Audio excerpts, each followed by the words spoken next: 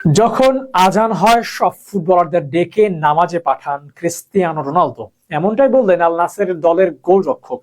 এর আগে Ronaldo Saudi আরবে যাওয়ার পর বিভিন্ন সময় মুসলিম সংস্কৃতির নানা প্রোগ্রামে অংশ নিতেন। এবার জানা গেল রোনালদোর মুসলিমদের প্রতি সফট কর্নার নিয়ে। সেখানে মুসলিমদের তাদের ধর্ম পালনের ব্যাপারে বলেন ক্রিস্টিয়ানো রোনালদো স্বয়ং। সব মিলিয়ে ওয়ালিদ আবদুল্লাহ রোনালদোর ব্যাপারে উক্তিকে ঘিরে বিস্তারিত থাকছে প্রতিবেদনে।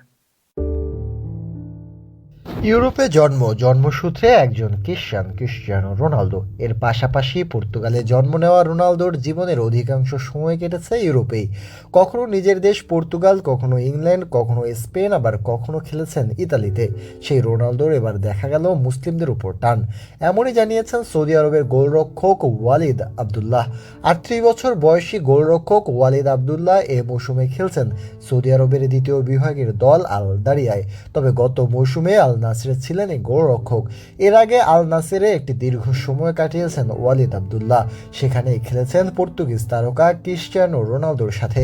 এবার তার সম্পর্কে আলোচনা করতে করতে এমন এক ঘটনা বললেন যাতে বোঝা যায় রোনালদোর মুসলিমদের প্রতি সম্মানের কথা। আল নাসেরে থাকাকালীন এক অনুশীলন সময়ের কথা বলেন ওয়ালিদ আবদুল্লাহ। সেখানে নাকি এক বিকালে ট্রেনিং করছিলেন দলের খেলোয়াড়রা।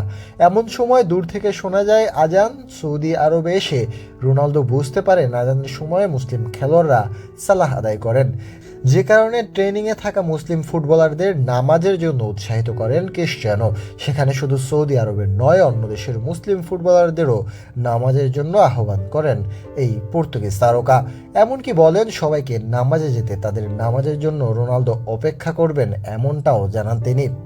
শুধু এবারই নয়, এর আগেও নামাজের সময় হলে বারবার মুসলিম খেলোয়াড়দের নামাজের জন্য উৎসাহিত করেন রোনালদো। আজান হলেই সবসময় সবাইকে নামাজে যাওয়ার জন্য বলতে থাকেন তিনি।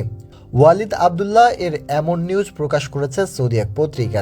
সেখানে রোনালদোর এই ঘটনা ছাড়াও তার মানুষের প্রতি দাঁড়ানোর ব্যাপারটা উল্লেখ করেন তারা। এক